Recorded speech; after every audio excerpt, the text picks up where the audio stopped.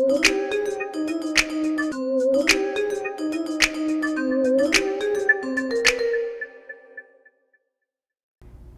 one of America's most fierce women, Dr. Charlotte Laws is with us on Every Way Woman today, talking about revenge porn. Charlotte, what does that mean?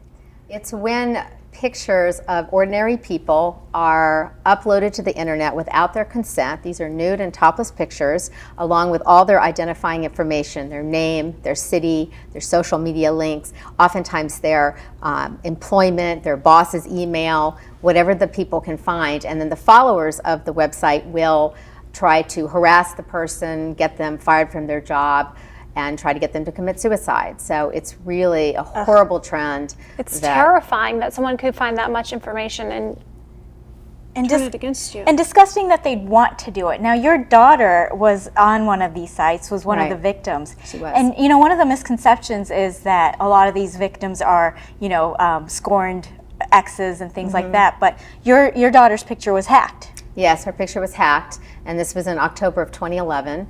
And 3 months later, well, actually 3 months after she had taken the picture in her room, that's when she was hacked. And 9 days after that, it appeared on one of these websites. How did she find it? One of her friends called her. She was at a waitress job that she had, and one of her friends called and said, "I need to talk to you. It's really important. Go outside." And she took a break, and that's when she found out, and she was absolutely devastated. When did she come to you with the information? She told me that night, and I'm really glad she did, because one thing about these victims is they're kind of like traditional rape victims. They just can't fight for themselves in general. They just want to curl up in a ball. They want to shut down. It's embarrassing, it's humiliating, all their friends see it. My daughter's picture circulated throughout the entire restaurant. All the employees saw it. The assistant manager said I could get you fired over this if I wanted to. I mean, it was really Is that legal? Well, that's what she was told. I don't know if it's legal or not. Maybe she'd have a lawsuit, but that is what she was told. And she did lose an acting job off of the site because of this photo as well, because it was a kind of a G-rated part that she was supposed to be doing. So, you know, people do lose jobs over this. Well, they mess with Mama Bear here, right? They mess with the wrong mama. So you went after Hunter Moore, who is known as the most vile man in the internet, right? I mean, to that extent. You know, I realized very quickly that it was hacking and not disgruntled exes, because not only my daughter had been hacked, but one of her friends was hacked at the same time by the same hacker. And so I started reaching out. While I was trying to get my daughter's picture off the site, I started reaching out to victims all over the country and contacting, you know, people who were on this website, and I found out that 40% of them had been hacked by the same hacker. And so I went to the FBI, who opened an investigation, and it took 2 years for them. Did they take you seriously when you went to the FBI? Well, the first I went to LAPD, who did not really take me that seriously, although they did agree that they would investigate, but we were not very happy with the reaction. When I called the FBI, they just wanted me to file a report online, which I felt meant they were just too busy and weren't really going to do anything. That seems like you were submitting to the black hole. Right. So I said to them, I see you help Scarlett Johansson when her picture gets hacked, but you don't help the average person, because her nude picture had ended up online. And that's when they said, just a minute. And they had 3 agents come to our house. They came 3 times. They were very professional. Were you threatened at all by this? Because you're taking on a big guy here. Yeah, it was very scary. He has a lot of avid followers who say they will kill for him. He at one point even made death threats to a reporter about me. I had viruses on my computer. I had death threats made, anonymous ones. I had a stalker at my house on 2 separate evenings.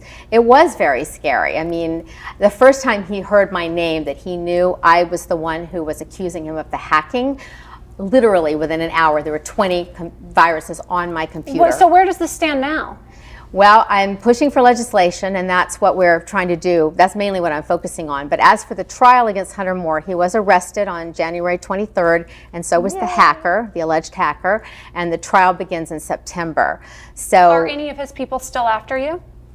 I still get like the occasional death threat on Twitter, but it's really calmed down. You say that so lightly. You're like the occasional couple, death threat. you know, with the morning coffee. Charlotte. I know, but you know, he said he was going to ruin your life when he found out it was you. Has he ruined your life? I mean, how has this affected your family? Well, I mean, I've realized that you just have to really fight back, and you have to. Unfortunately, I had to immerse myself in this seedy world in order to understand what was going on and expose it. And expose it. And expose your family. Exactly. To all of this. Yeah, so it's not so an easy thing, but I am But really brave. happy that so many states, we have 23 states now that have introduced legislation. We have laws in 5 states, including California. We have 2 congressional representatives who are bringing forth federal legislation in the next few weeks. So what You're can women amazing. at home do to protect themselves from this situation? Well, I mean, if you find out that you're on one of these sites, it's hard to protect yourself because people also Photoshop. So they may just take a headshot of you, stick it with a porn star's boy. body, and you're up there and it's your name and your And you're job. not in Playboy getting paid for it. So how has this changed your relationship with your daughter? I mean, has it made you closer going through this? I think so. She has become more independent, I think, because of it. And so I think she feels, and she's happy that we are helping other victims out there. And I get It's calls empowering. every week. I get 2 or 3 victims calling me every week asking for assistance. But my daughter also dropped out of acting because of this, which is really, it's really unusual. She didn't like the exposure. She didn't like the criticism. And so she kind of felt like, no, I want to be a real estate agent. So she has her license now, and that's her new profession.